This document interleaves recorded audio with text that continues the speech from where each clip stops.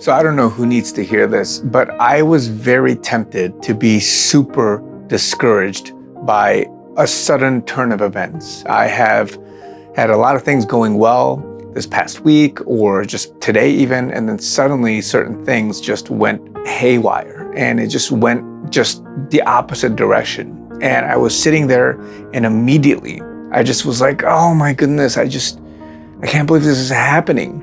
And then I got myself together and I just told myself, Lord, you are bigger than this. Lord, you have something greater on the other side. I don't know the meaning. I don't understand what's going on. Maybe it's my own selfish, sinful, input of the calculation to what happened, or maybe it's other things. Maybe you're showing me certain things. But the point is, I took a moment. I stopped. I took a step back and I thought, man, God, He has big plans, bigger than what this issue, what this emotional response, the outcome, even if it's bad, even if I lost something that was of value to me, it doesn't matter because God, He's worthy. You are worthy, Lord, of being worshiped.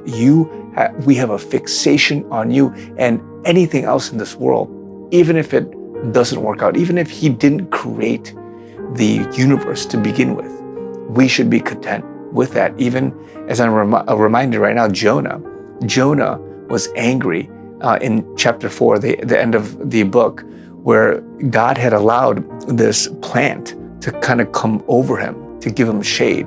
And Jonah, in one night, he was happy. And then the next night, because the worms came up and ate the plant, it removed his shade. He didn't have shelter from the sun, the blistering sun, and he got angry.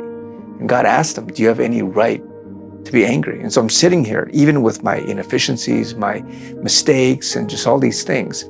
God is the one that gives and takes. God is the one that, naked you come from your mother's womb, naked you shall depart, quoting Job in his suffering. The same happens right now. All of this stuff that is a low for us, that's a discouragement from us, these things in the broader picture, in hindsight, but also just as we take a step back, don't matter.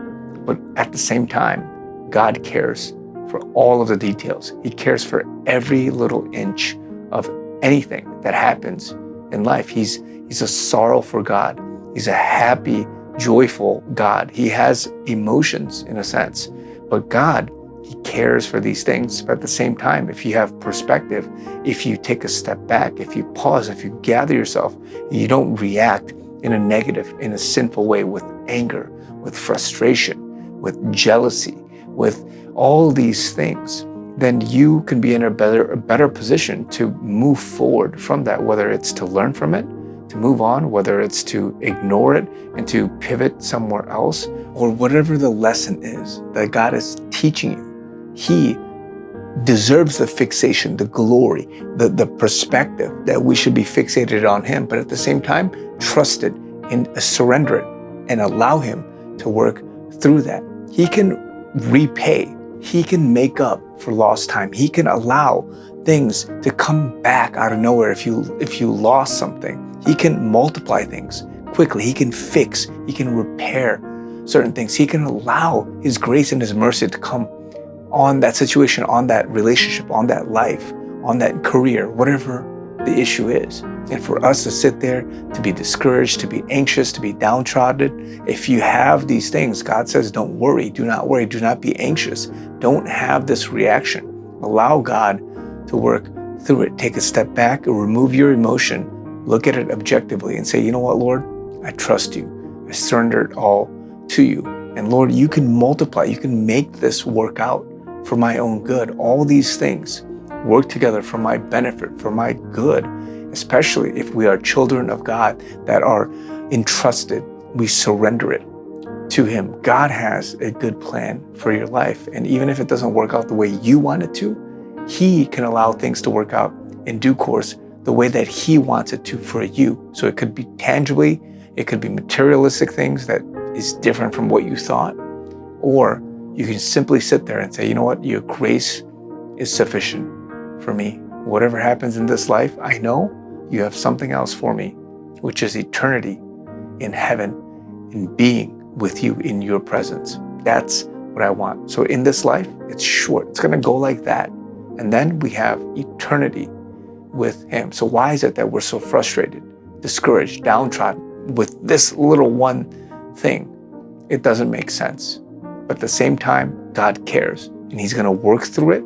He's going to make it work out for your good. Be encouraged. Guys, I'm doing a 40-day series, as you guys know, for this inspiration and to reach as many people as possible. If you guys want, please comment down below, like, subscribe, follow. And if you want to do notifications, you can get this video to come up quickly, and I'll try to respond to the first, several comments within the first, 30 minutes. I may do it later in the day, but it depends on how things work out. But at the same time, I would really appreciate your guys' prayer and financial support. All the links are down below. I have different methods for giving and just supporting me and my team as we go through just a very tough season, legally, with business, with personal things, and many others. Would love your guys' support. Trying to reach my goal here on Give, Send, Go. Love you guys. Talk to you guys very soon.